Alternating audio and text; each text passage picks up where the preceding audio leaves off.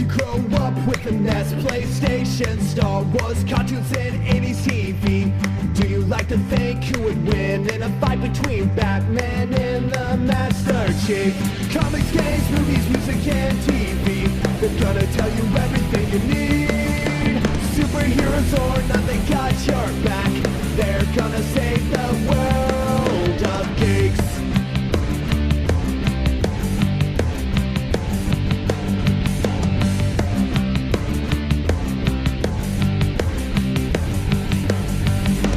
Games, movies, music, and TV, they're gonna tell you everything you need. Superheroes or not, they got your back. They're gonna save the world of This Week in Geek. This Week in Geek. Hello, everybody. We are back with another this is a loose cannon episode, but this is sort of a crossover episode with Earth versus Soup, because joining me is Aaron as usual, but we also have an extra special guest. Hi, I'm Darlene. Hello. Now, we've been hearing you on the podcast you've been doing with Aaron, but I thought, why don't we pull us all together, because we're doing something a little special, a little different than what we've been doing. I said, hey, why don't we do a double feature of like early Canadian sci-fi cinema? Because Aaron and I had talked previously, and I had said, hey, our movie industry really didn't start like fully until the 80s, and I think it was brought up because we were talking about David Cronenberg, because I was surprised to see him in a movie where he was starring in Nightbreed, and I was like, like him or hate him, he's pretty much the grandfather of our cinema industry, because he's one of the people that got the government to open up a tax program so that we could start filming things here and actually make money. Darlene, if you remember, David Cronenberg in Nightbreed was the serial killer. Psychiatrist. He's known as like the grandfather of body horror and transmutations. He directed, I think his biggest American movie is probably The Fly. Yeah, The Fly. The 80s Fly movie. And he did The Dead Zone and a few other bigger American pictures. But he's known primarily for pretty grotesque body transformation horror movies.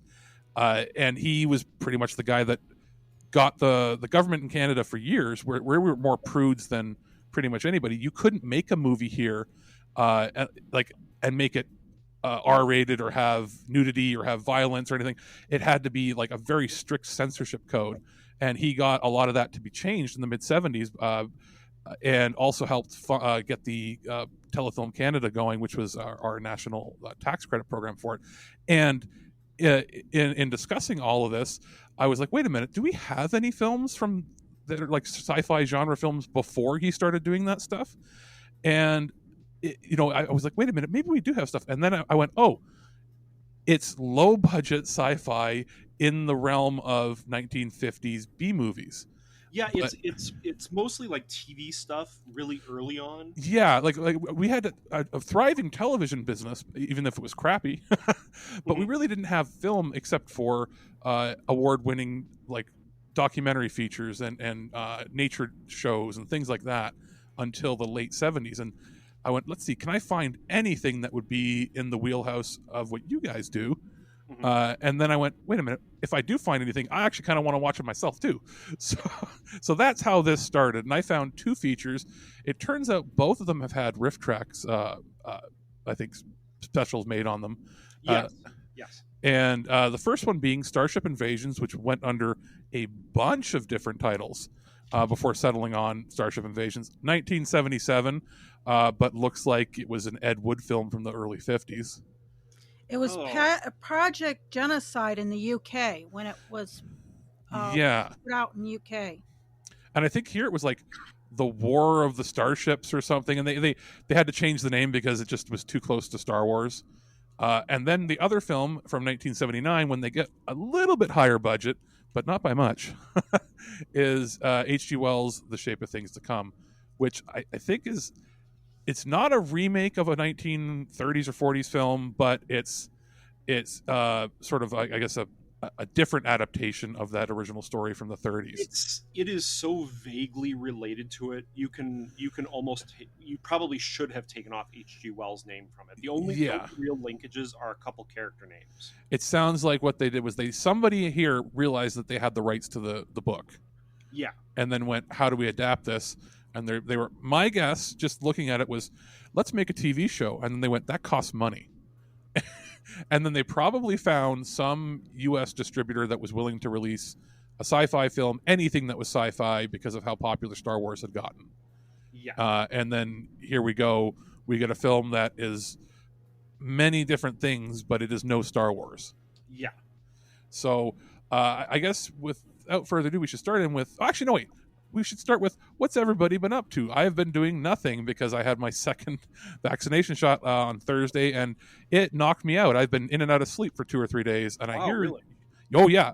No fever, not even a sore arm this time or anything, but it did give me bouts of, like, I am super tired for 5 hours at a time, so I was napping all times of the day. But I hear you two had a pretty eventful 4th of July weekend.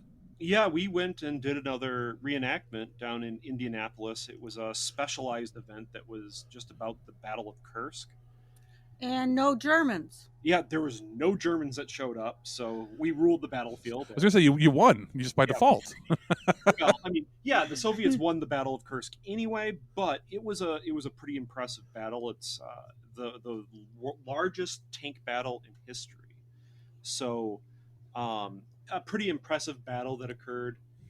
No Germans showed up, but and this event really wasn't advertised, and our unit was the only one to actually come because the historical park that put it on didn't invite reenactors. They just wanted to open up their museum with exhibits that were, specifically about Kursk.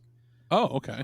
So we showed up because I guess one of our guys is a DNR. Yeah, a DNR person who knows the people at this historical park, and they said, "Hey, we have a Soviet unit that actually portrays a unit that was actually at the Battle of Kursk." And it just so happens that some of our people actually know a little bit about the Battle of Kursk.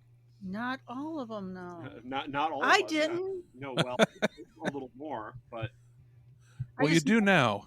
I just know it's the biggest tank battle in history. Yep. Pretty crazy. I always say that, like, the round estimate is around 10,000 tanks total. That's crazy. That it made the Germans rethink their tanks.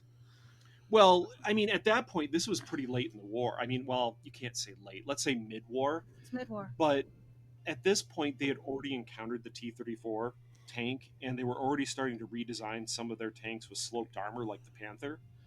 But it's just that German industry couldn't keep up to produce anything good in large enough numbers. And that was like, the Battle of Kursk just wrecked any chance at any further offensive. I think it was the last real offensive that the Germans were ever able to put together. Well, with that many tanks, too, I can only imagine it must have been a muddy mess for like a decade or more after there. Still finding...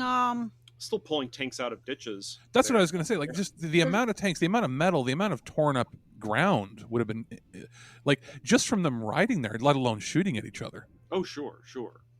And as I understand, a lot of it was fields of grain. Yeah, it's the whole reason why the battle was taking place there was because it was a big junction of railway, and that the Soviets actually had this bulge. It was, they had their lines kind of pushed far out into German-held territory, so the Germans could actually try to pincer off the Soviets. And that's why they're like, well, we need to do this offensive, and they just didn't. They just couldn't do it. Regardless. Still, it must be nice to finally, like, this is the second time you've been out, right? Since is it third, I think. Third now.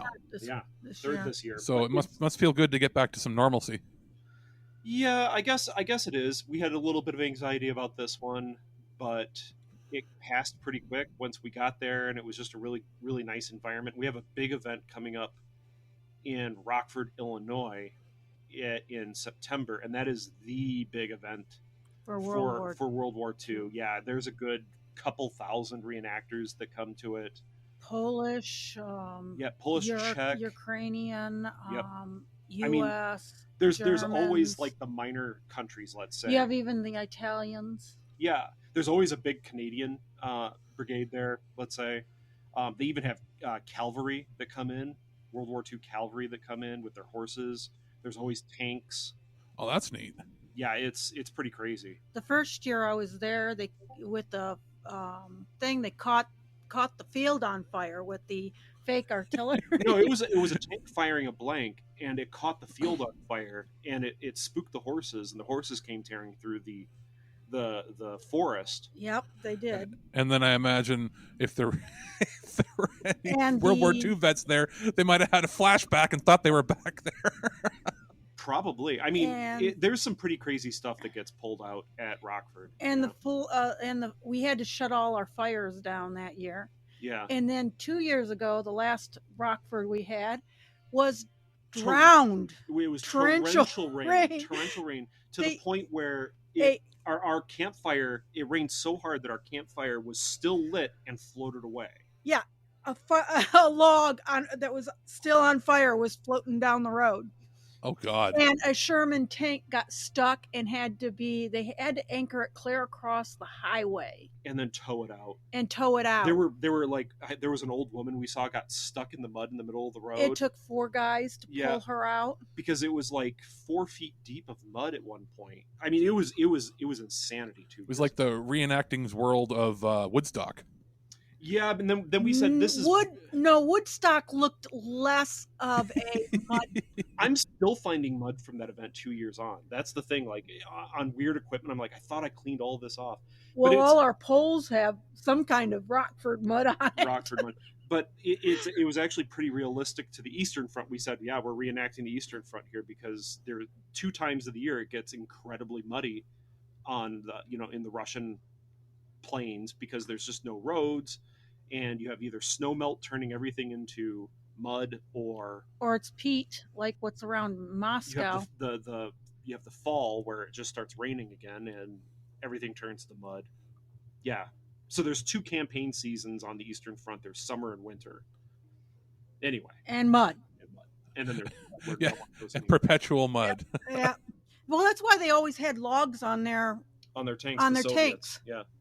Because you'd strap the logs to the treads, and once you got stuck, and then the treads would pull the log underneath the tank and use it like a big flap to push the mud out of the way.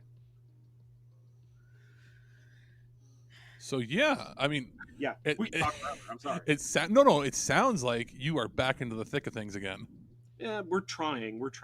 It's tiring to say the least, but I mean, it's good. It's got to be good for the soul to get back to doing what you love. We're still sort of waiting on that up here, but hopefully by the end of the summer, we're all going to be out doing stuff like, well, not exactly the same thing, but we'll all be out in droves going for barbecues and family get-togethers and all that. Yeah, we're looking forward to being able to come up to the Ontario Tank Museum and that'd be cool. Doing stuff up there. Yeah. Yeah. This year we had one of the things on the NPR, which are National Public Radio, was that the sale of fireworks was high this year.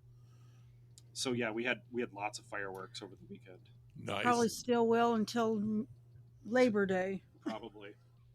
No sleep. No sleep for the pets either. No. But yeah, so I mean, I guess we should probably dive in for our first movie. We watched Starship Invasions, and this is not easy to find unless you're willing to get like the Riff Tracks version, because I don't believe there's an official. Maybe there's a VHS tape out from years ago, but it's obviously on YouTube for anybody to watch. But this was as far as I could tell, the earliest science fiction movie, purely Canadian produced, that wasn't just an American movie that they filmed up here. Yeah. Because there were a few prior to this in the late 60s and early 70s, and there might be some Canadians in it, or they might have been co-productions with the UK. I think, for some reason, I'm thinking one of the Doctor Who movies was like co-produced by Canada for some reason. But I don't think they filmed it in Canada. No, but like there was like some. It's like, hey, there's some money from the CBC or something involved. But this was the first purely Canadian funded for the Canadian market. It was. I don't think it was made for TV. I think it was intended for theatrical, as far as, and I think it was released. I don't have to assume it is. Yeah. Yeah, and the weird thing was, like, I think Warner Brothers picked it up for a VHS release, and then it's never been released since. Well, that's a shame. I mean, I think it's actually worth watching. That's my final opinion on this. I have a lot of details I can fill in, but yeah, I think it's actually worth watching just because of who stars in it. Well, yeah, it's almost like, what if your high school had put on or produced a film, and then somebody's like great uncle happened to be like Robert Vaughn or Christopher Lee, and they were willing to appear for free just for the family, because you've got two fairly big names. One, I would say Christopher Lee being the king of British like genre films, especially at that time. British horror, British. Yeah. I mean, yeah, it's Christopher Lee, Vincent Price, and Peter Cushing. Those are like the big three. Yeah. And this is like shortly after he was in like the James Bond movie, Man with the Golden Gun. Like he was not an unknown commodity. He was a top tier villain. Absolutely. So you get him, and then you get Robert Vaughn, who at the time, he was famous enough as is, but I would never have considered him like a big leading man, but everybody knew him. Sure. And they just happened to appear in this apparently not tiny budget, at least $1 million, $1 to $2 million, science fiction film filmed entirely in Toronto, and I think like some of the outskirts, like farmland area that probably doesn't exist anymore.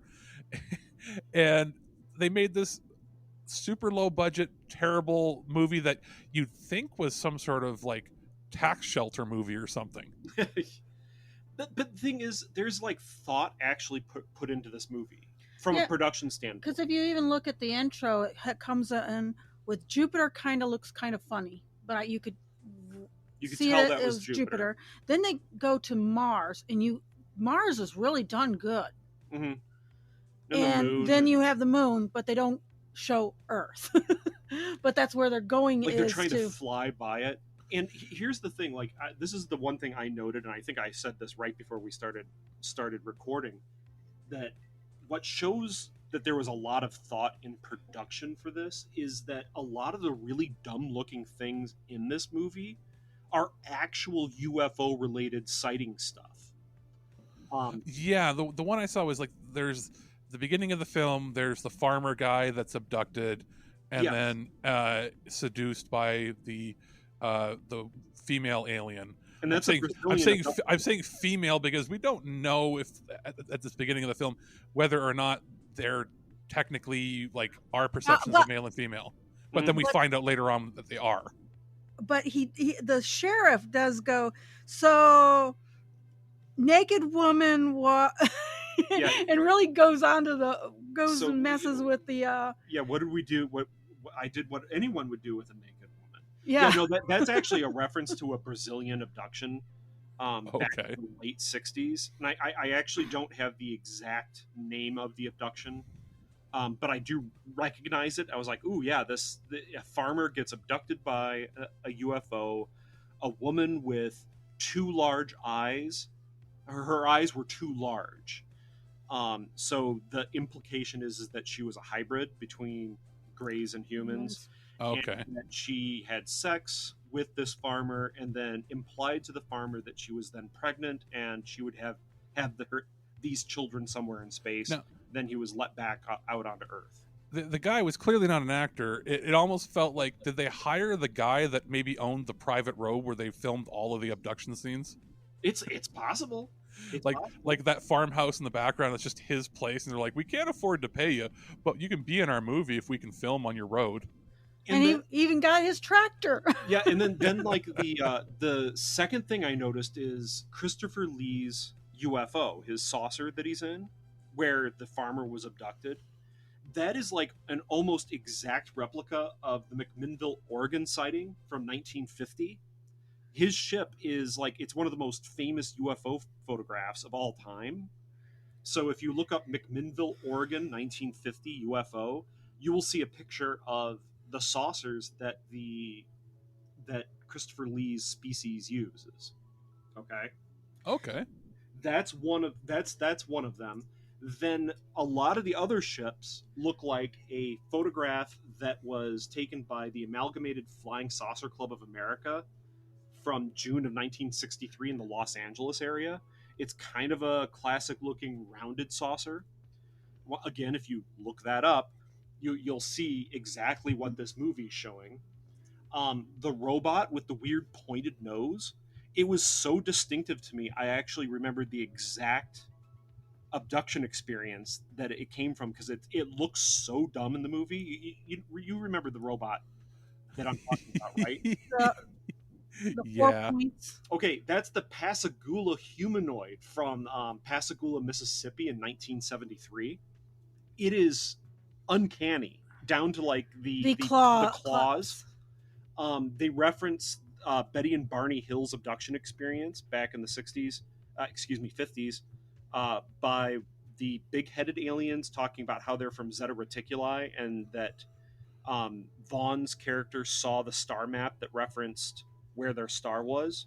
Don't forget, you have the kind of coast to coast thing after the sheriff gets done with them about the UFO talk. Oh yeah, but is this before Coast to Coast AM was out? I don't know, but it sounded really like, it put me in the mind of Coast to Coast. That Well, let's pull that up for a second here, because when did it start? 1984, so it's a few years after. Yeah. So this wasn't a Coast to Coast reference, but well, man, boy, yeah, but it's a reference probably to a lot of the local underground radio programs that would have run at the time. Yeah, absolutely. So yeah, to me, what made this movie really worth watching is me trying to pick out like these weird UFO references that were in there. And that meant that the production team on this movie actually put in a lot of thought into it and tried to replicate these creatures or saucers that had pictures taken of them. But what was the point of the Wavering? That's on it. Darlene, that's a Quetzalcoatl. It looked like a Quetzalcoatl to me. Oh, okay. I know. Like a dragon or wyvern or something like that. To me, it looked like a Quetzalcoatl, like the Aztec god, a winged serpent. Oh yeah. Like, I loved like how somebody's grandma must have put together the costumes. It's like, oh, I'll put a little dragon thingy on there for you. Yeah, it looks ironed on to like black spandex. The hat looks like a bishop's. I'll tell you, looking at it, I saw that and I was like, oh, somebody copied that for Guinan's uniform in Star Trek: The Next Generation. Exactly. And I thought that, and then it looked like and Q. Yep. Yeah, Q's hat and from like the trial sequences. A lot like it. Even the shoulder pads and everything. It, like, I look at that, I'm like, somebody saw this because it's too close. yeah, it's too close. And they reference where Captain Ramsey's Christopher Lee's character comes from, which is Alpha Orionis. That's Beetlejuice. That's the big red giant that dimmed recently. If you remember recent news, yeah. Anyway, so it blows up in his time because of that. Yeah, they're wearing those little wrist things. He's the only one that's wearing it. Yeah, that it monitors their star's health, and I'm like, well, wow, a humanoid race from around a red giant. But he said that no. They also referenced that they came from Earth, that their descendants came. Yeah, that they were taken and seeded somewhere else and then advanced faster than we did or something. Yeah, there's something like that. And it's implied that they're not the Greys, but I guess they're sort of whatever the ones that helped build the pyramids that are living under the ocean, that they have placed us under some sort of protectorate from other galactic civilizations that we're supposed to develop without any input from any other alien. I guess that was the Galactic Treaty. Yeah, that may be tying into the fact that maybe some other aliens had taken our species and seeded them elsewhere, and they decided that they didn't want us to be to have our culture tainted or whatever. So that's why we're developing slower, I guess. Possibly. I think to me there's also like a reference to the Nordics, which are from the Pleiades. I can really dive deep into the Yeah, I'm getting a very Stargate feel from this. At least the TV shows have there's a similar story that, again, wouldn't surprise me if they took it from here, because everybody that worked on Stargate would have started their careers in television around this time. Yeah. So yeah, I'll stop with like the weird UFO references, folks. If you like weird UFO references, there's plenty. Yeah, there's. We should also say that there's. So is it? The plan is not to conquer us. The plan is to kill all of us and just replace us on the planet. Yeah, because they want the infrastructure. They want to transport their civilization to Earth.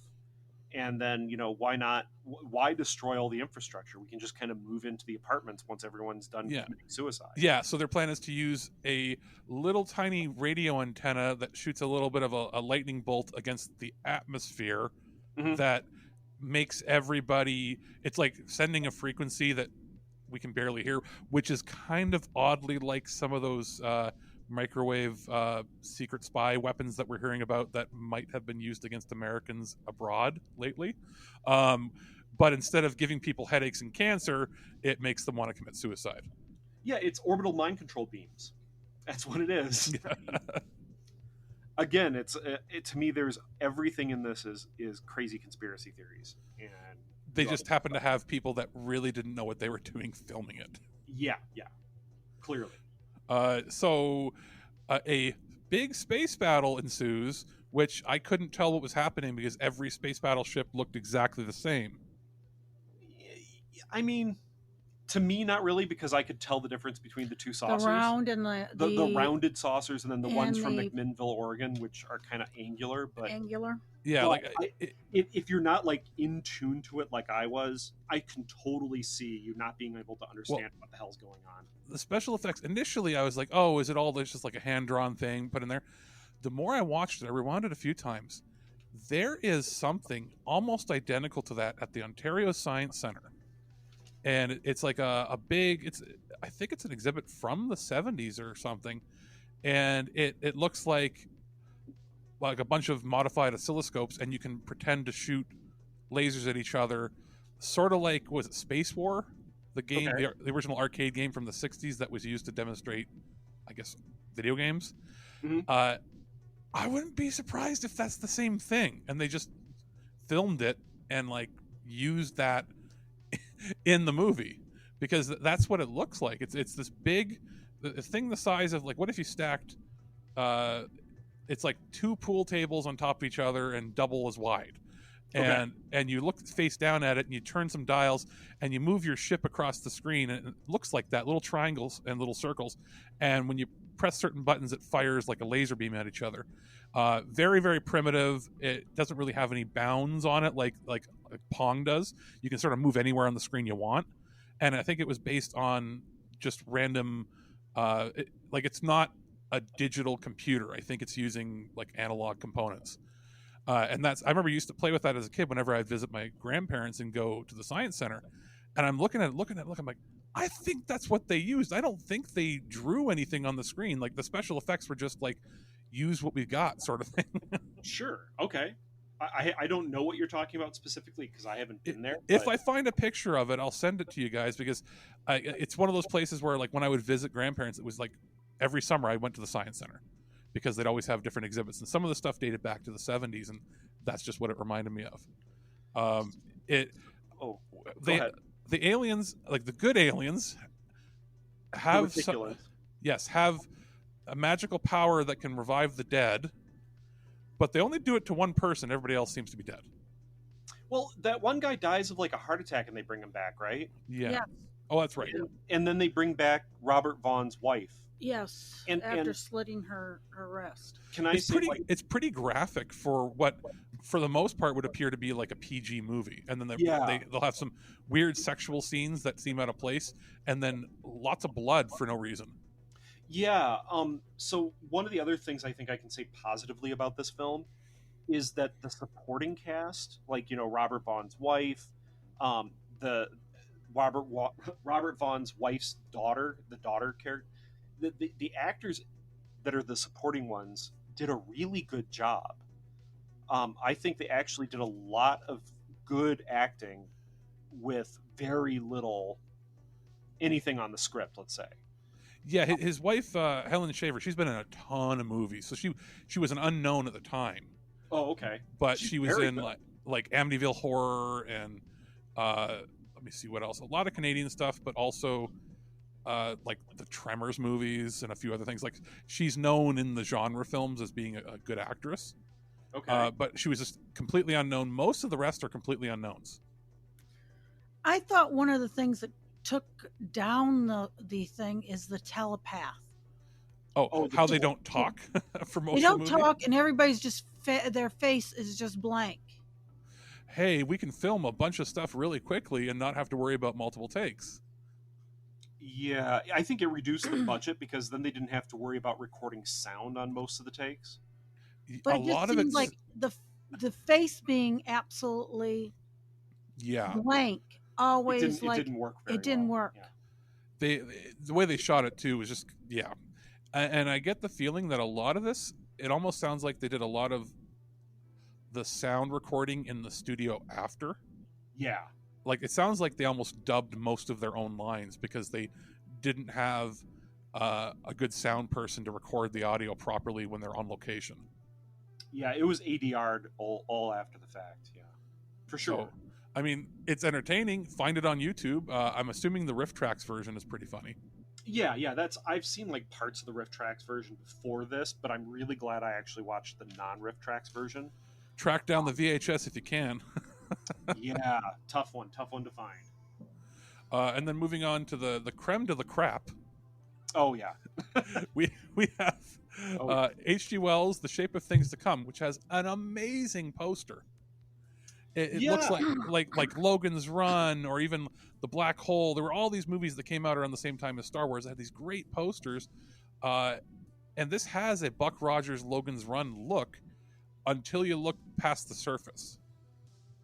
So yeah, this was the first big budget Canadian sci-fi picture made specifically to compete with the success of Star Wars.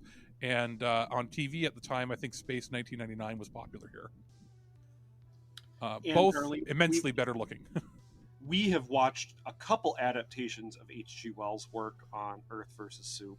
Yes, we have. I'm sure that I know that one of them has been released so far, which is War of the Worlds, and another one is which is fantastic, by the way. Yeah, amazing. And then the other one is Time Machine, which has not been released yet, but spoiler alert for people that are interested in Earth versus Soup, who do watch Time Machine. This does not compare at all to the genius that is the H.G. Wells adaptations that we have watched. There is absolutely no connection between the old H.G. Wells work and this movie, except for a couple character names. Otherwise, why put H.G. Wells on the title except to try to scam people into coming that might be interested in seeing something that looks like Logan's Run or Black Hole, and then it has echoes in your mind of War of the Worlds or Time Machine because of H.G. Wells. Well, looking at this, I can tell you right now, we talked before recording that how this looked like a TV show or TV pilot. Well, it might be because the director had only ever worked on TV shows and only ever worked on TV shows after. Oh, man. Canadian TV back in the early 60s, and then directed a bunch of episodes of like The Mod Squad, SWAT, and Starsky and Hutch. Like, that's the kind of stuff. Well, I had the feeling that it was bunch kind of like Battlestar Galactica. Yeah. Or what's the one with the beep, beep, beep, beep? Oh, Buck Rogers. Rogers. Which I love for also terrible reasons. Yes. And their uniforms were quite like Star Wars. Star Wars or Buck Rogers. Yeah, like I will say, like the couple notes I think I sent to you, Aaron, and Michael when I was watching what were, why does Jack Palance have a Eastern European tracksuit pajamas on as his uniform? It's like he has a cape and he's wearing comfy pajamas and chewing up the scenery left and right. And you it's pretty clear that Jack Palance filmed this all in like a weekend. Oh yeah, and he just never really left that set. The feeling I got from it was he was here promoting something else or filming something else, or they offered him a vacation. Here, we'll send you to Niagara Falls, or put you up in the Royal York in Toronto, or give you a really nice hotel. You can do the whole TV scene where you can promote whatever else you're promoting on TV. Film 2 days of work, and we'll give you $100K. Yeah, and the movie itself has a lot of padding in it, like unnecessary padding, and like the first scene. My two notes from that first like opening sequence is this is incredibly Buck Rogers, and that the spacecraft reminds me of Spaceball 1 because it seemingly just is this huge ship. It's not as big. It doesn't just keep scrolling past the screen. But it goes back and then you see it again. And you see it again and again and again. And it's the same footage. They just are redoing it over. I'll say this. It's higher budget looking than the Starlost TV show, but that's not saying much. Oh, sure. Yeah. And why is an anti-radiation drug only coming from Delta? We don't talk about that. 3. Well, that's the thing. Like, much of the writing in this film just doesn't really hold up, even if you think about it for only a moment. Like, you have this incredibly important drug that's only manufactured on this, like, remote world. Yeah, Radic Q2 is what the drug is called. And you send your political prisoners there that are incredibly dangerous. Early on, they don't say that it's the only place. They say that it's the largest supply they have. Yeah. Like that planet has the mine that has the most that we've discovered or something. So like 90% or whatever of our supply comes from there. And it's required because flying through space, every time you fly, you get some radiation, so you still have to take it. Yeah, it's just basically iodine. That's basically what it is. Yeah. I mean, it's iodine tablets, right? So every planet seems to look a lot like the Toronto University campus. Sure does. It sure does. I mean, it's pretty. They filmed it kind of during the fall, so there's nice fall colors. It has that muted 1970s palette. It's not quite as technicolory as or as bright as like a Buck Rogers or a Logan's Run. Like, we're not seeing tons of bright lights and like lens flares and shimmery, flashes and reflections. We're seeing a lot of muted colors, except for their costumes, which are hilarious. Yeah. Oh, we do learn that Willis Jeeps were used during the Robot Wars. World War II Willis Jeeps. Yeah. Because they're all over Earth. It was a given that Sparks, who was silver instead of black of the robots, was going to do something in the end to save the day. Yeah.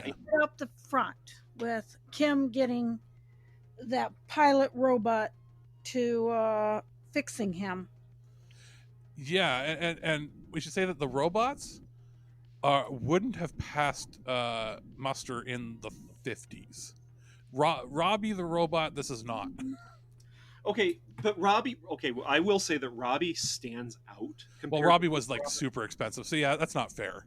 Yeah, I mean, I think it would fit in the 1950s. Yeah, I think that would. Not in the 70s. No, I agree. Not in the 70s. Like the reason I keep bringing up Logan's Run is there's the robot in Logan's Run. I'm assuming you both have seen that, right? Yes. You know, when they find out that like the people, when they go to Carousel, they get killed and turned into food. That robot still looks better than this, and it was bad. Sure. I mean, I kind of compare it. You can compare it to Devil Girl from Mars. The robot from Devil Girl from Mars would probably be an equivalent-ish robots to the stuff here. I mean, there's some nice lights and some chrome on these. But look at all the special powers he has, like teleportation, where the camera just pauses and he moves, and it's like a kids' TV show. And then half the time they were so inept, the camera had slightly moved between takes, so the camera sort of shakes a bit. Yeah. And I'm going, oh no, even I know not to do that. And when they redid it for the guy to see it, it was the same 2 jumps. Oh yeah. It was just the same jump. They just reused the shot. They constantly through the beginning of the film talk about how Earth is utterly uninhabitable because of the robot wars. Like, it's a radioactive slag heap. And it just looks like Toronto in the fall. Yeah, it's Toronto in the fall, and there's kids that are living out on the surface. And it's they've okay. got horrible radiation burns that can be fixed with the magical drug. Yeah, it's like, okay, well, why don't you guys resettle Earth? And they never go back to Earth to fix that. They just leave the kids behind. Wait, at the very Yes, end, they did. they have the 2 ships. At the very end, he says, "We're going to Earth with the drug." Yeah, but I don't know if they actually mean going to Earth with the drug more Maybe than not. they meant they're going to the Earth system with the drug. Yeah, you're probably right. Because they just didn't seem to care to take the kids with them when they could have. That would require them to like have the kids' parents' permission to have them come on a set instead of just playing at a park. Yeah. And that was weird. Did you see like the weird wigs that they had on some of the kids with like white hair? There was one Asian kid that had White hair. White hair, and he or she, I can tell whether Looked really uncomfortable wearing it. And I'm like, Yes. why would Yeah. you do that? Just let him or her have their own hair. Probably all the kids of the people that were producing the film. That's possible. That's possible. Like when I see, like, I know Canadian cinema and I know how cheap they are. I mean, things have gotten better in the last 25 years, but like the joke always was that Canadian TV was garbage, we should never watch it, and Canadian movies were worse than American TV. And it wasn't until we got some pretty hefty programs up here, especially in the special effects arena. If you look at like most of the Marvel movies, they're not using like Industrial Light and Magic, or that. They're using studios up in Montreal Sure. to do all the special effects. So like now Canada's like premier production, but back then, oh boy, like you've got Jack Palance eating up every scene he's in the one set I think he's in the whole time. Yeah. Barry Morse, good actor, playing Dr. Cabal, just basically commits treason and steals their they never quite explain what that ship can do. Well, it theoretically can go faster than light, right? Because they go Yeah. to a completely different star system. I actually liked that spaceship it was design. kind of smart on the fact that it had a detachable, like the back part was all engine. Yeah, and the front of it could detach and A land. little TNG in there. I don't know if I would consider it TNG, but I don't know. It seemed like a pretty good idea that they had, and the ship itself reminded me of the ship that you would pilot from the old game Starflight. That's what it really looked like. Okay, yeah, I can see that actually. I didn't understand the time dilation thing though. Oh well, it's because they were approaching the speed of light, and then they decided to like act like they were affected by time dilation, but time dilation's all entirely subjective, so they wouldn't have seen anything except outside the ship. And the other laugh I had was they were all in seatbelts. Good kudos for them, okay? But then they end up flying around the cabin during the time dilation thing. But they had their seatbelts on. Why would they do that? Yeah, why were they floating around? I actually thought that they, if I wasn't paying attention and heard about the time dilation thing, I would have honestly thought they had all gotten high and were just going crazy in the ship. Well, think about this: the character of Kim, she had to be early 20s, I think, when they filmed it, and she's supposed to be somebody in her early 20s. Sure. At the beginning of the film, when they're talking about how the robot wars ruined the planet, and it's been 7 years since we had to abandon the Earth. Like 7 years isn't that long, and she goes, she has a line about how sometimes she forgets she's from Earth. Okay. And I'm like, it's only been 7 years. You would have been Yes, like but if 16. she's 20, if she was supposed to be playing somebody that is 21 or that, they would have been a teenager when they left. Yeah, I mean, if you'd have been in like the 10th grade, you're telling me you don't remember anything of the Earth? Well, I think you can have your memories fading about like what it was like because I mean, when you're that young, yeah, even if you're a teenager, because I don't know, I lived in my hometown until I was 20, and honestly, there's things I don't really remember that well about it. But you know, I think the idea that like she had forgotten that she was an Earth-born. Yeah, that's weird. That doesn't make sense. So, some of the dialogue doesn't match up from scene to scene.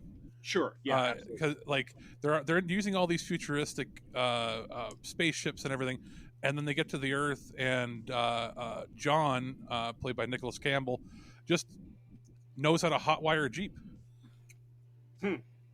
Yeah, and a World War II Jeep at that. Yeah. Because that's what somebody on the set probably owned. The actress who played Kim would have been 22 at the time, Anne Marie Martin, and she was one of 2 writers on the movie Twister, along with Michael Crichton. Oh, she was married to Michael Crichton, it says here. Yeah. So, I mean, this is somebody who... She has skill. Yeah. Then we have the main character, even though he's third billed, is Nicholas Campbell. He was an unknown.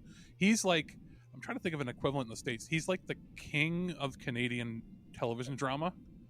Like, doesn't do a ton of movies, does here and there, but like if you want like a top tier professional actor to be your star of your TV show, he's been the go-to guy since the early 90s.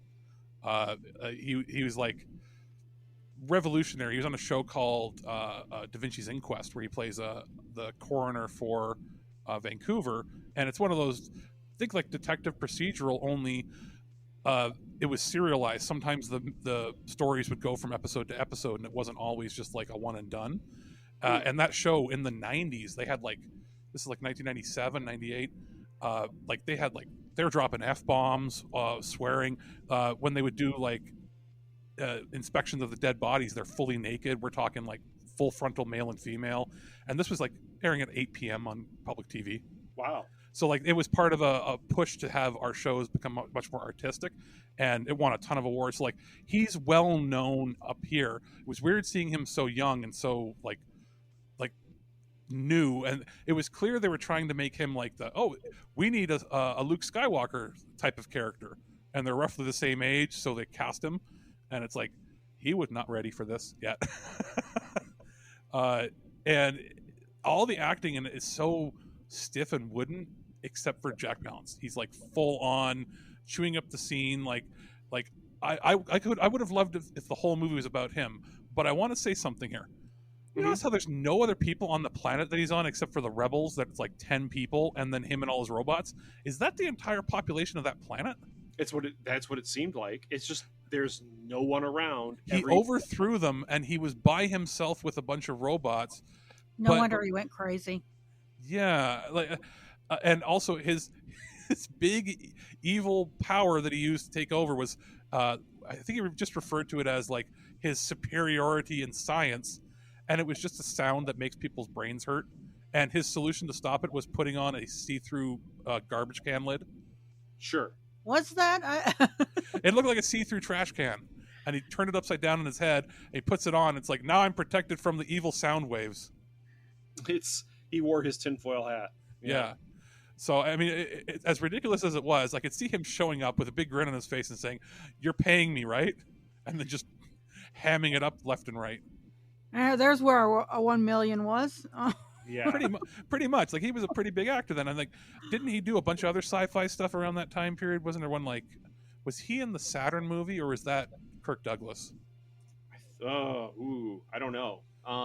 Let me see here. I'm pulling up his thing because I could just get the feeling he did a bunch of these terrible sci-fi movies.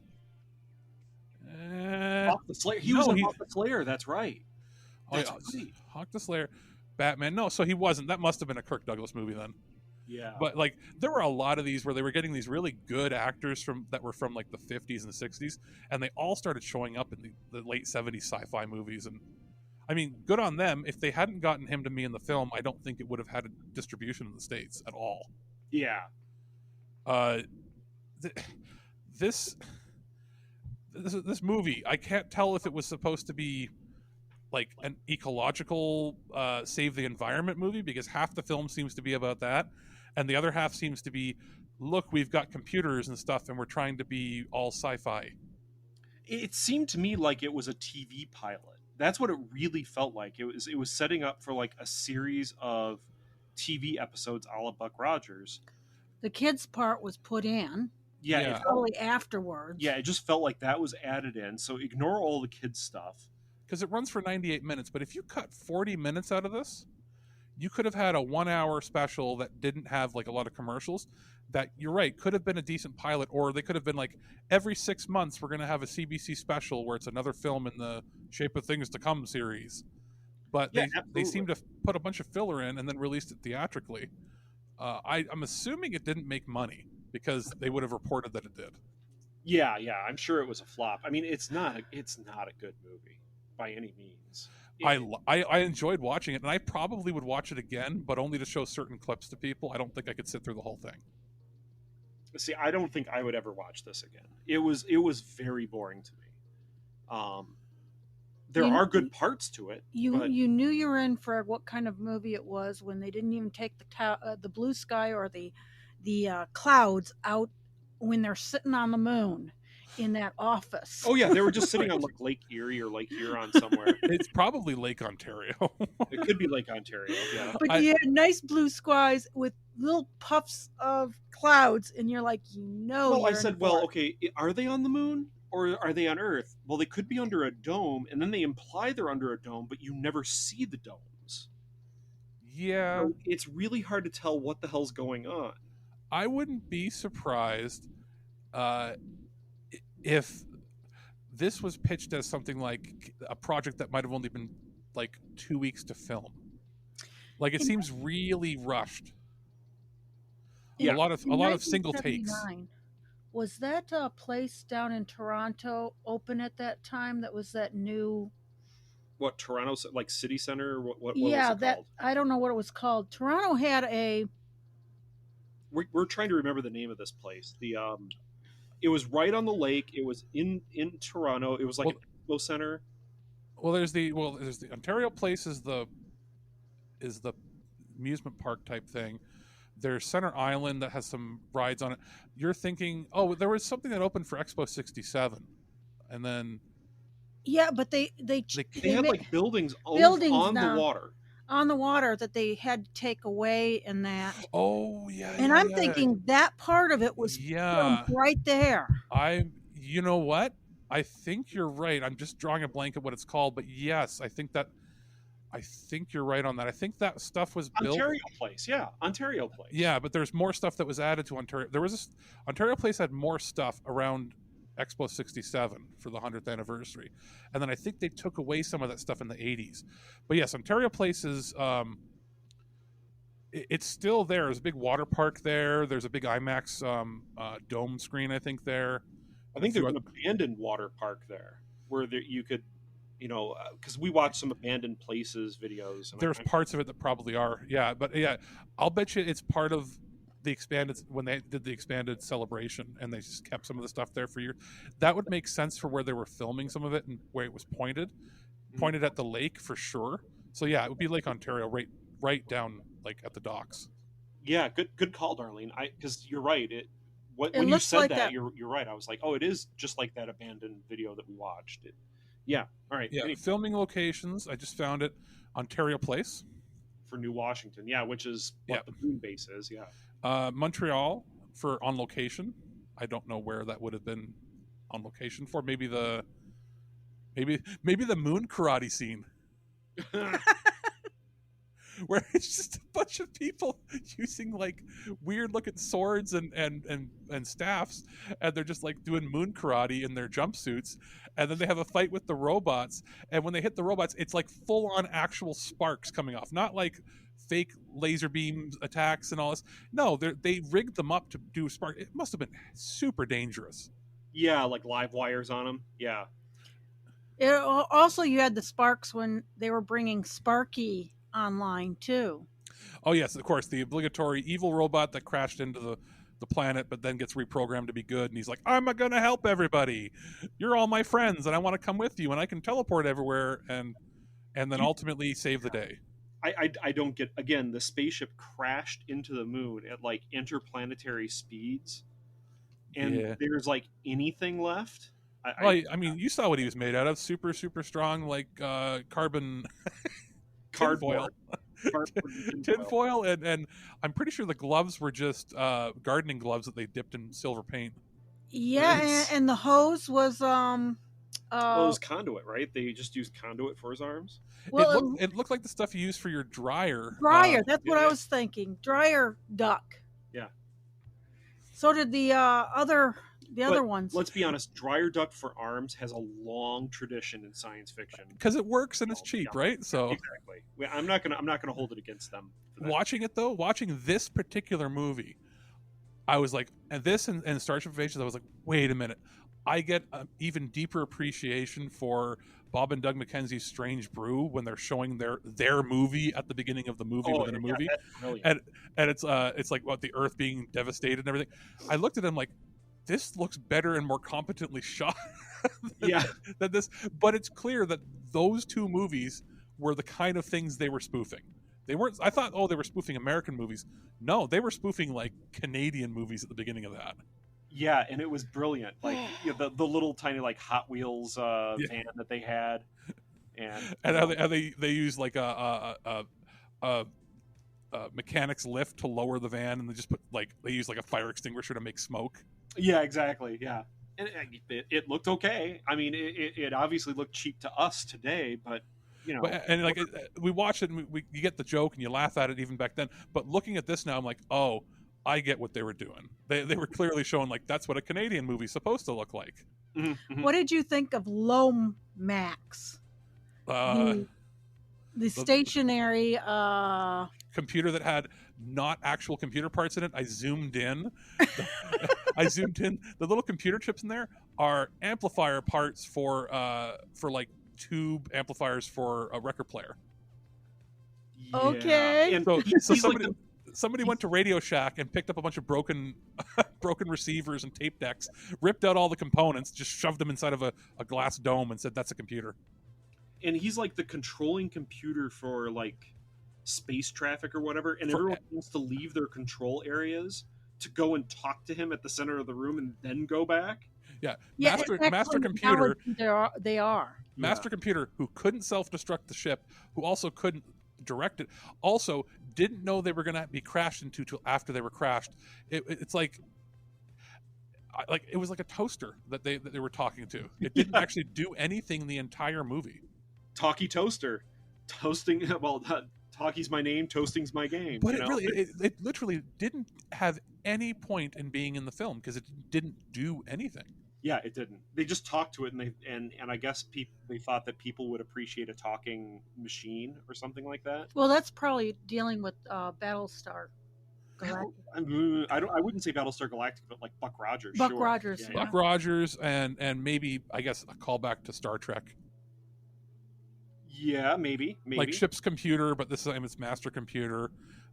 Also, the more I look at this, if I really dug deep, I'll bet some of these people worked on the Star Lost, because the Canadian film industry was so small. Pretty much everybody worked on everything back then. So, and that had a central computer that you could talk to. So it's probably all that. And again, I haven't read the original books. I don't know how close, if anything. You said that it's just a couple characters that have the same just name. A couple character names. There's nothing resembling. The other thing I had to wonder about is that there was a robot war 7 years before. Why did they have all these robots still?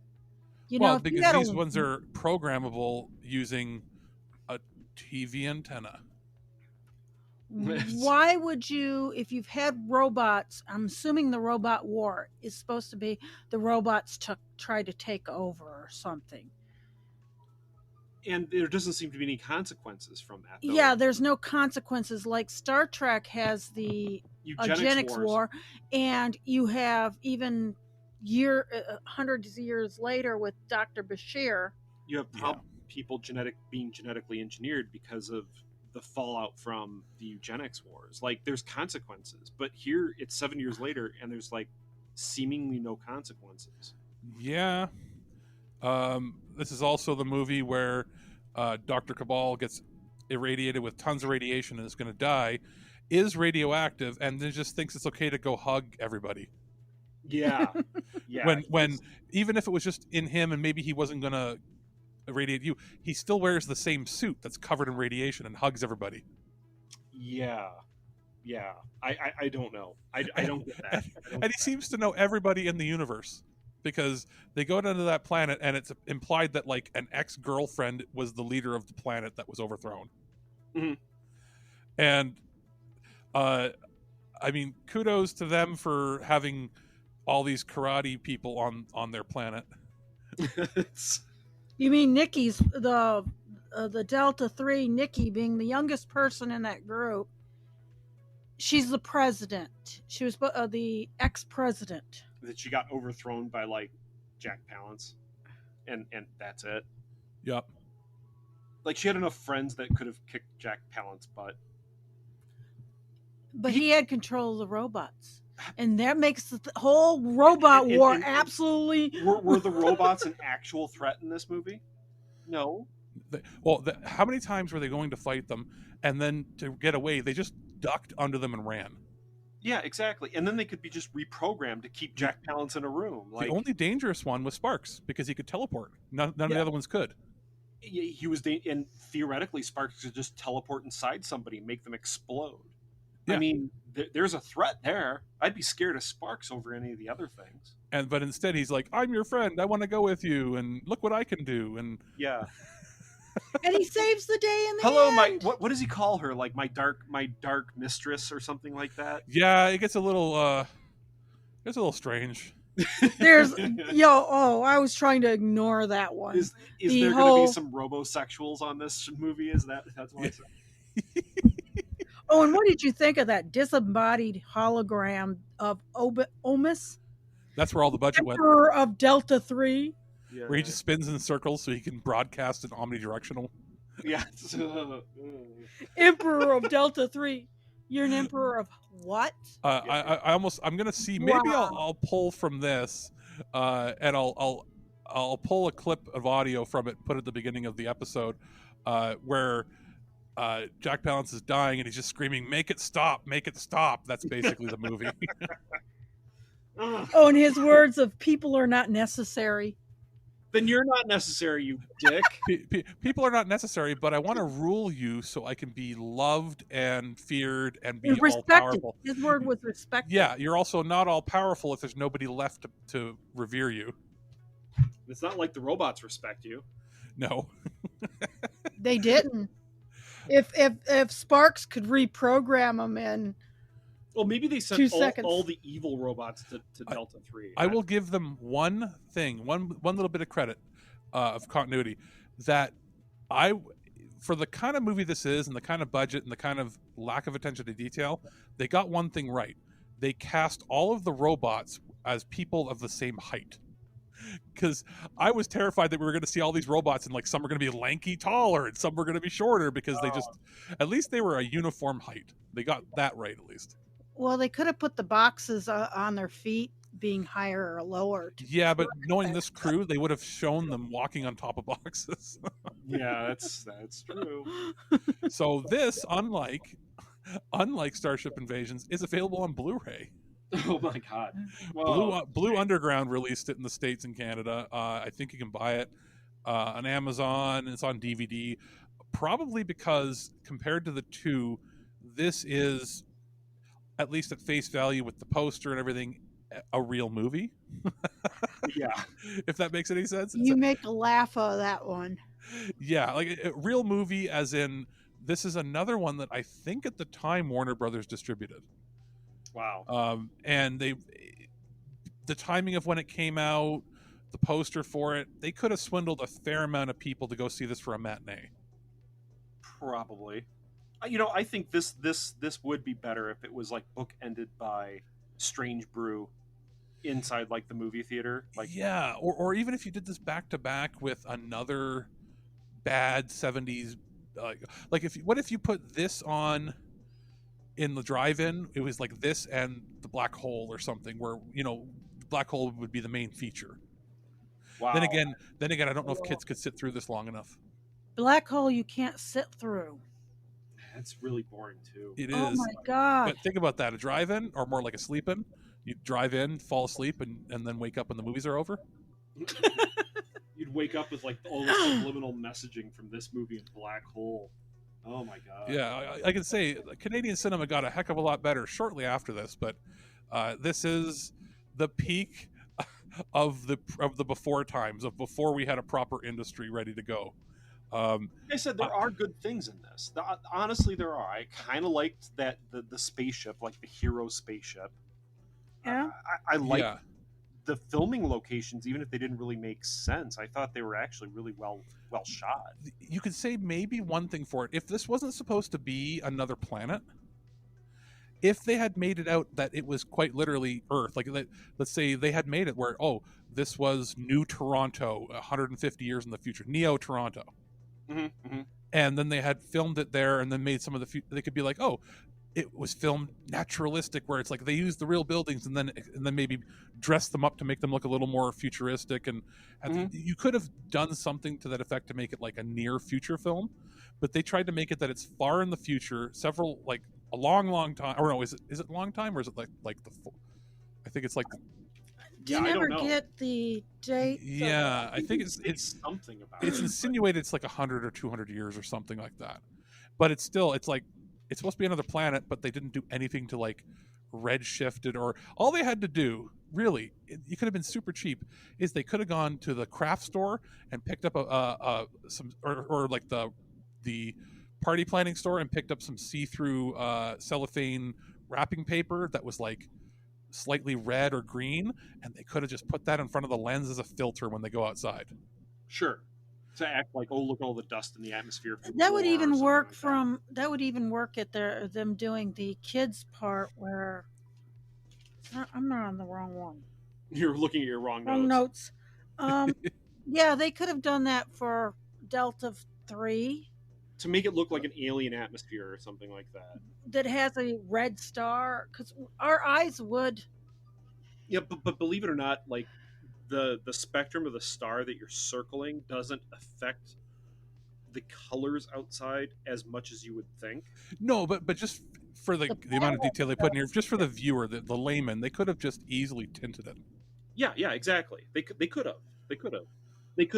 pulled what we just watched with Night of the Caribbean, putting like a red filter over the top of the shot, so it looks like red dust. Or if it's supposed to be like, hey, the Earth's been devastated, put a slightly brown or yellowish tint to it. Yeah, make it shift. A good example of that is the TV show Heroes. I don't know. Did you guys ever watch that? Yeah, we watched the first couple seasons. Okay, when it came back for, was it season 4 or 5? When they gave it a sequel show that ran for one season to finish off the storyline. The finale was filmed in my hometown. I actually watched them film it downtown. Okay. Our city hall looks very futuristic. Everything else is old German buildings from like 100 years ago.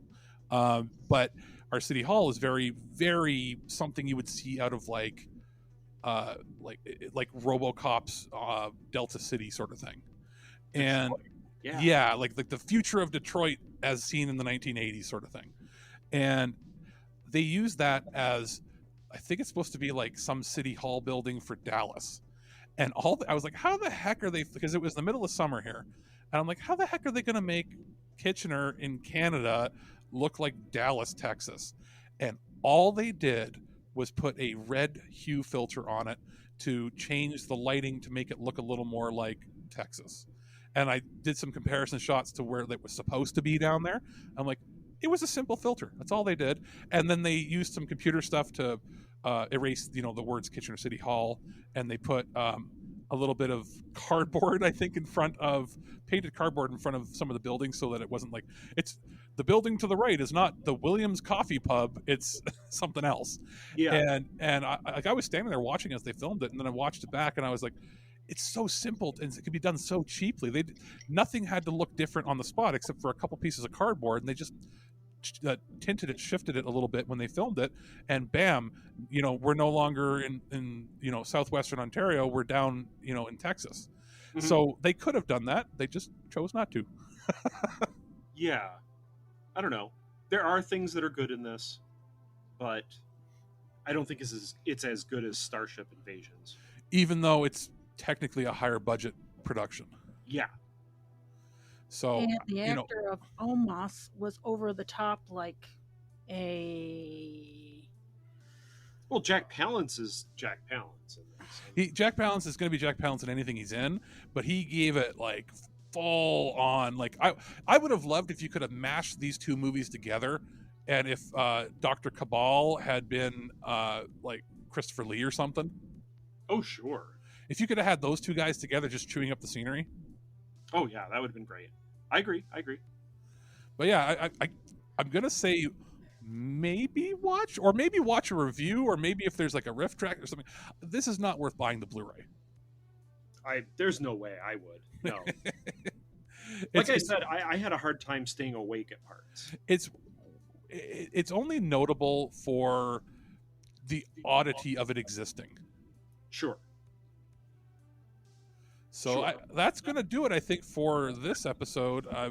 I'm glad that we were able to sort of come together and make this this Earth versus Soup sort of crossover happen.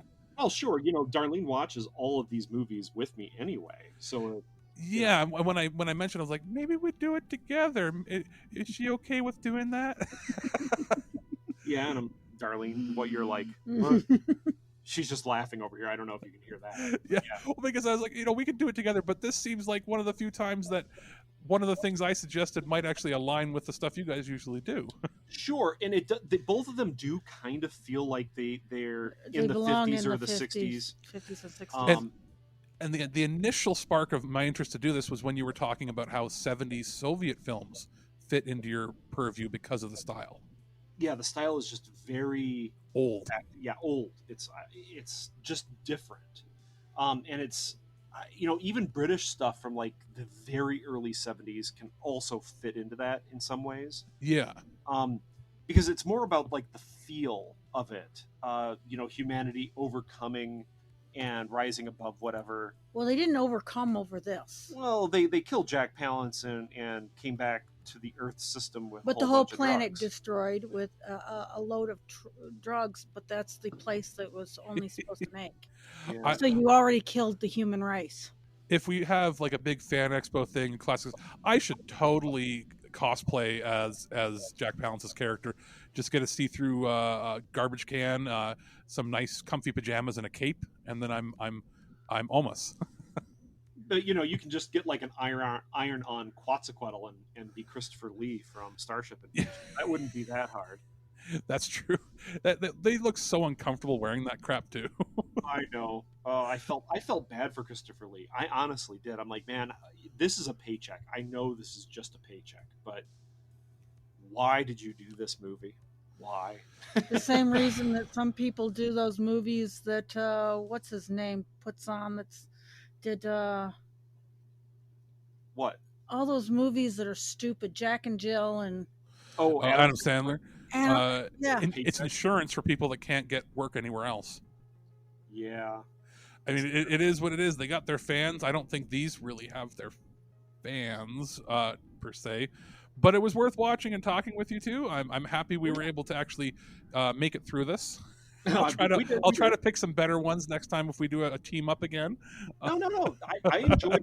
I at the very least I enjoyed Starship Invasions because I was geeking out to Darlene the entire time, going, "Oh my God, Darlene, look! It's that's the one I was wanting to fall asleep in." Yeah, but I kept. It's the Pascagoula monster, Darlene. Well, they just referenced Betty and Barney Hill. We can check them off of our list of every sci-fi movie ever that we want to watch, right? Yeah, absolutely. So I guess that's going to do it for this episode. We have plenty of episodes of Earth versus Soup coming up. Right now, I think it's every Wednesday we've got them coming out, and then starting in August, because you two have been busy beavers. We'll probably be switching to like having two of them, like Tuesdays and Thursdays or something, because there's plenty. Otherwise, we'll end up being so far ahead that you'll be like, we'll be scheduling stuff out till like next summer. Sure. Yeah. We've been recording at least a episode every week, if not more. There's some weeks that we've done 2 or 3. 2, because we knew we were going to be doing reenacting. Over the summer. So it's like, yeah, there's some weekends that we're just not going to record anything. And so there's always plenty. And there's so many I've been like, I skim through them as I'm quickly editing them and putting them together. And, I've saved some in the backlog of like, I'm going to watch one of these movies and then listen to what you guys have to say about it, because a lot of them, are ones you can purchase, but a lot of them are stuff you can pop up right on like a lot of the free services out there too. Yeah, YouTube. That's and what Amazon we tell Prime, people. Yeah, we always say, hey, you can find this for free on Amazon Prime or YouTube or something like that. There's a couple that are really hard to find that we and then those ones, it's like do your research, try to find them. I'm sure if you go into the swashbuckling pirate seas, you'll find them. Yeah, I mean the one that we'll recommend, and I actually don't think that the review is out yet for it, but the one that you might want to watch and then listen to our review afterwards is Monolith Monsters. Okay, I'll write that down then. We absolutely loved that film, right, Darlene? Yes, I did. Yeah, I really enjoyed it. Monolith Monsters. We didn't expect that either, because we thought this is going to be dumb just from the title and the premise of the movie, and it turned out that it's an unsung gem that people should actually put in the same category as like Them and Creature from the Black Lagoon. Okay. Like Time Machine. But it's just up there. do not watch Creeping Terror unless you want to be laughing at it. Creeping Terror is one that we have despised, and I don't. So know. maybe a drinking game with friends sort of thing. Yeah, I mean they did an MST3K version of that, and I've seen the MST3K version of it, and it's funny. The guy didn't pay for his doggone costume of the Creeping Terror, so they had to build one on set. Like that day. Oh. And it shows. Like, yeah, so we have fun watching even some of the bad ones. Now, I will say there's been a couple that I've been honestly angry at, because that was one of them. Yeah, Creeping Terror. And Aaron went to answer email, and he missed one of the best things. There was this guy that's drinking, and he steals somebody else's drink in the dance thing. And Aaron comes back and he goes, "It's still doing the dance thing?" I said, "Yeah, and you've seen that thing twice." Seen the guy drinking twice. Oh. Repeating. They're just padding it out by like repeating footage over and over and over. Oh man, yeah, Creeping Terror got me angry. Well, I will definitely check out some of the. I will avoid that one, but Monolith Monsters. Thank you. Thank you. Absolutely, that's not worth it. But Monolith. The stuff that's more up my alley is probably where Aaron and I have bonded over is the stuff like the Hard Ticket to Hawaii, all that sort of stuff. That's more up my alley. I know Mike is big into horror more than anything else, and he likes some sci-fi. For me, it's always the campy B-movie action, and then with sci-fi obviously being neck and neck. So we'll probably get back to doing more of the Sedaris films. It's just I can't wait. I can't wait. I was holding off because I know Mike has not seen most of them. So it's I've like seen probably most of them. I know, Darlene. You've seen and you stayed married to him. Yeah. Well, she'll even quote Hard Ticket to Hawaii to me. Like, we need to get to the jacuzzi. It's where the best thinking's done. Like, well, I mean that's true, right? Yeah, it's we need to get to the jacuzzi. Or when we watched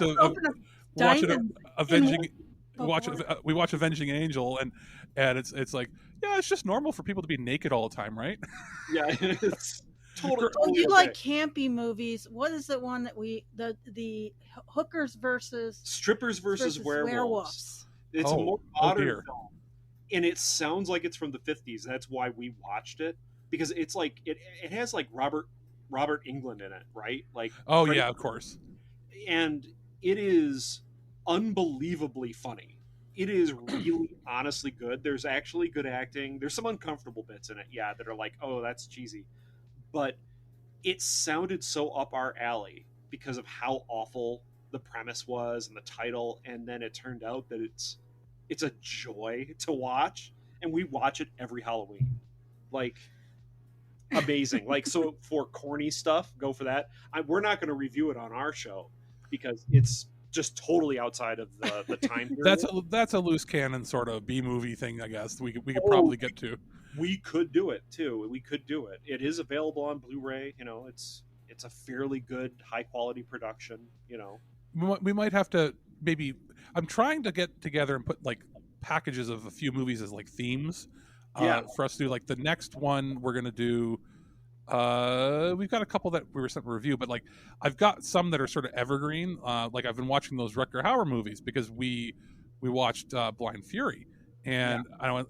There's like this period from 1987 to like 1992 where he was like poised to be the next leading man action star, and then it just went downhill.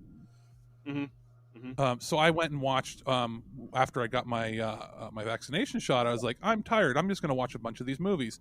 So I watched Wanted Dead or Alive and a couple of the others, and I went, Wanted Dead or Alive is amazing. So if you get a chance to watch that, I think I sent it over. If you guys watch that, that when I say amazing, I mean it's going to get a couple points, I think, on your scores of your B movies. Like it's going to get a bunch of points. Okay. Let's say that. Yeah, I have a whole list of things that you have recommended for the next few episodes. Yeah, so we'll like, not that we're always going to do like actor, things, but I've tried to find movies that maybe we haven't seen, like none of us have seen, or from an actor who's famous, but like there's a blind spot in their catalog that we haven't seen. Like the best example I could probably give, I don't think we're going to cover it, but we could, is like what everybody thinks of Arnold Schwarzenegger. You got your Commandos, you've got your Terminator, you got your Last Action Hero, which I still say is his best movie. You've got other films like that, but everybody Kindergarten Cop. Yeah, but the two that everybody forget from his like real main career is some people forget that he did Red Heat. I love Red Heat. Yeah, and I mean that's historically significant for being the first Western film filmed in Moscow, right? Since I guess communism. But the one that everybody forgets is Raw Deal. It came out the same time as like Commando. Nobody remembers it existed. So I remember that one. That is, he's hired. It's like corrupt hitmen construction site. Yeah, I remember that. All I remember from that movie really is that he has a shooting scene where he's driving around in a convertible firing a machine gun while playing the Rolling Stones. Can't get no satisfaction. So that's the kind of thing. It's almost like we could pick a B movie actor or an action star, and I'm like, maybe we can find one or two films that like would fit that forgotten realm, or if we're lucky, we're going to start seeing more films like the hard ticket movies coming out on Blu-ray from Vinegar Syndrome and other people. And as soon as we get anything that's like that zanier out there, that's something we're going to put right on the schedule to watch. Oh yeah, for sure. So I think that's finally going to do it for the episode. I'm very happy that Darlene was able to join us. So hopefully you had fun and would want to come back and do this again. Thank you for inviting me. And sorry you had to sit through these stinkers. They're not that bad. Like I said, nothing can go further than our lowest one, which is Creeping Terror. Yeah. Okay. Well, then I guess for Aaron and myself, we will be back when we're back. Yeah, whenever we record next. Yeah. Whenever we record next, we will be back with another probably 2, maybe 3 movie thing that we watch. It depends. I've got a few in the slate, and you can always give us feedback at thisweekingeek.net. Find us on all the socials. If you're listening, you know us right now. You know where we are. You can find us. I'm going to sign off here, and we will be back with probably something just as weird. Yeah, happy to do it. At no point in your rambling, incoherent response were you even close to anything that could be considered a rational thought. Thanks for listening to this episode of This Week in Geek. Hungry for more? Check out our website at thisweekingeek.net. You can subscribe to the podcast, browse our Twitter and Instagram, and leave your thoughts on today's topics. If you'd like to give us some feedback, send us an email at feedback@thisweekingeek.net. Tune in next time, and remember, lower your shields and surrender your listenership. We would be honored if you would join us. Thank you for your cooperation. Good night.